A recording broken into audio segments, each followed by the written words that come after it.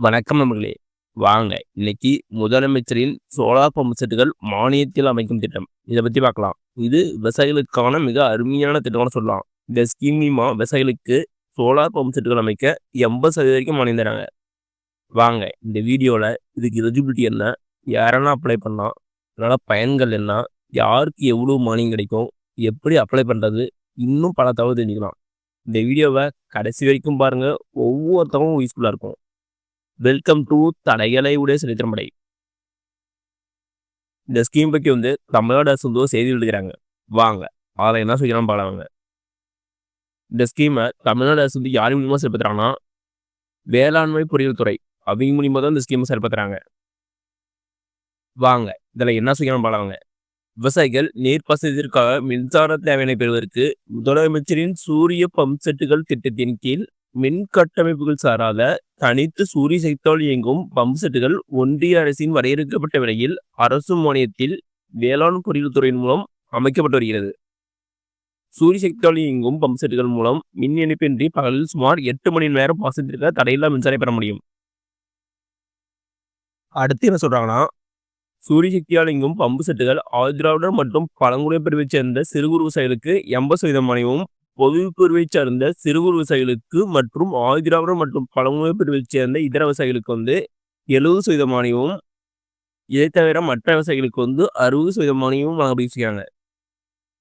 அதாவது ஆதிதிராவிடர் மற்றும் பழங்குடியினர் பிரிவை சேர்ந்த சிறு விவசாயிகளுக்கு 80% மானியமும், பொது பிரிவை சார்ந்த சிறு விவசாயிகளுக்கு 70% மானியமும், அதுவே ஆதிதிராவிடர் மற்றும் பழங்குடியினர் பிரிவை இதர பிரிவினருக்கு 70% மானியமும், இதெல்லாம் தவிர்த்து மற்ற விவசாயிகளுக்கு 60% மானியமும் அப்படி செய்யறாங்க.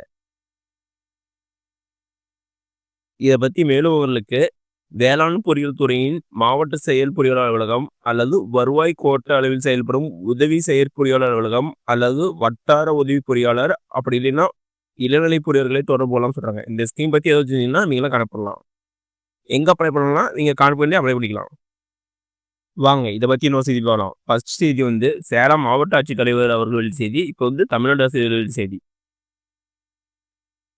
என்ன சொல்றாங்கன்னா, மொத்த விலை 5 கச்சிபினா 3,14,088 ரூபா, 7 கச்சிபினா 4,42,113 ரூபா, 10 கச்சிபினா 5,41,347 ரூபா.